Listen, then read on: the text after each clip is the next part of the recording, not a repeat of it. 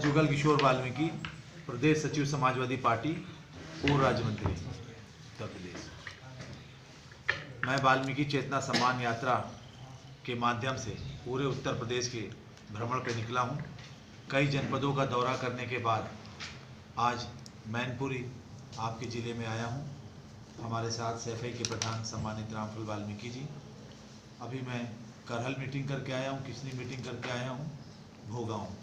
अब यहाँ के बाद मुझे कुरावली जाना है और शहर में 2-3 मीटिंगें करनी है।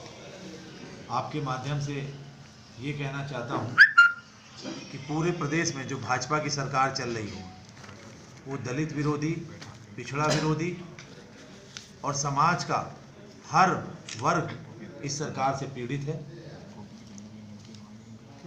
सरकारी कर्मचारी विरोधी है ये। मैं भी कासगंज एटा करते हुए आपके बीच में आया। दुख के साथ कहना पड़ रहा है कि जो व्यवस्थाएं हमारी सरकार ने बनाई थी वो सरकार ने सारी व्यवस्थाओं को ध्वस्त कर दिया। कोरोना जैसी महामारी इस देश में, प्रदेश में आई। आप सब जानते हैं, अपनी जान को जोखिम में डालकर देश के सफाई मजदूरों ने सेवा की, साफ सफाई की और स्वस्थ जीवन प्रदान किया जनता को। केवल 3 ही वर्ग काम कर रहे थे उस कड़ी में, चाहे स्वास्थ्य वाले हों, पुलिस वाले हों और सफाई वाले हों। लेकिन काम करने के बाद भी 6-6 महीने का वेतन बकाया है। इस सरकार को शर्म आनी चाहिए। आप राम मंदिर की बात करेंगे, आप काशी की बात करेंगे, लेकिन जो समाज को, मानव जात को स्वच्छ वातावरण दे रहा है उसका वेतन देने के लिए पैसे नहीं है।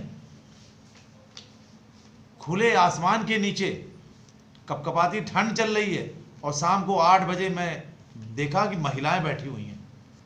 तो इस सरकार को तो चुल्लू भर पानी में डूब मरना चाहिए जो अपने कर्मचारियों को तनख्वाह ना दे पाए। और इस पूरे 5 साल में, क्योंकि मैं सफाई मजदूर और वाल्मीकि समाज का प्रतिनिधि हूँ, सबसे ज़्यादा अत्याचार, शोषण हमारे समाज पे हुआ है। हाथरस जैसी घटना, मैं बधाई देना चाहता हूँ आप सभी पत्रकार बंधुओं को कि अगर आप लोगों ने उस घटना का सही से ना दिखाया होता तो ये सरकार उस घटना को भी दबा देती। उस पीड़ित बेटी के साथ जो घटना घटी, जो सरकार ने मुआवजे की राशि घोषित की थी, जो और घोषणाएं हुई थी, आज तक सरकारी मकान नहीं मिला, सरकारी नौकरी नहीं मिली और वो पीड़ित आज भी पूरा परिवार भय में जी रहा है। दूसरा, आगरा में अरुण वाल्मीकि नाम का व्यक्ति 5 दिन थाने में बंद करके रखा और 3rd डिग्री दी गई, बिजली के करंट दिए गए और थाने में उसकी हत्या कर दी गई। सरकार चेहरा देख के, जाति देख के न्याय करती है, शर्म आनी चाहिए। लखनऊ में विवेक तिवारी पुलिस के द्वारा मारा जाता है, उसे मुआवजा 50 लाख मिलता है। मुख्यमंत्री का जिला गोरखपुर, वहां पे कानपुर का व्यापारी पुलिस के द्वारा मारा जाता है, मनीष गुप्ता, उसको मिलता है मुआवजा 45 लाख। और जब एक गरीब का बेटा, दलित का बेटा अरुण वाल्मीकि मरता है पुलिस के द्वारा तो उसकी बेवा को 10 लाख रुपए। ये कहाँ का न्याय है? ये पक्षपात है। तो पूरे समाज में रोष है। मैं पूरे प्रदेश के अपने सफाई मजदूर वाल्मीकि समाज के बीच में से होता हुआ आपके बीच में आया हूं और आपके माध्यम से मैनपुरी की सम्मानित जनता को, अपने समाज के लोगों को बताना चाहता हूं कि आने वाला 2022 का जो चुनाव है, जिस वोट की ताकत से समाज के जो छोटे छोटे हिंदू जाति के हमारे वर्ग थे, सबको फुसलाकर, छल से, कपट से हमारा वोट हत्या लिया। आने वाली 2022 में एक एक वोट समाजवादी पार्टी के प्रत्याशियों को देकर, भारी मतों से जिताकर इस तानाशाही सरकार को सत्ता से हटाने का काम करना है। यदि आपकी सरकार 2022 में आती है तो अपने समाज का कैसे होगा? देखिए, देश का प्रधानमंत्री सफाई मजदूरों के पैर धोने का ड्रामा करता है। आप मालिक हो, राजा हो, अगर यही काम आप पूरे देश के कर्मचारियों के लिए 1 करोड़ नौकरियां निकाल देते। आज तक उत्तर प्रदेश देश का सबसे बड़ा सूबा है। संविदा कर्मचारियों को जो वेतनमान अखिलेश यादव जी ने दिया था वही वेतनमान आज भी मिल रहा है। ठेके कर्मचारियों को जो 7.5 हमने दिया वही वेतनमान आज मिल रहा है। इस 5 साल में 5 रुपए नहीं बढ़े। हम आपके माध्यम से बताना चाहते हैं, समाजवादी पार्टी की सरकार बनेगी, सबसे पहले संविदा कर्मचारियों को नियमित किया जाएगा और ठेके के कर्मचारियों को जो वेतन मिल रहा है उसका दुगना वेतनमान कर्मचारियों को दिया जाएगा।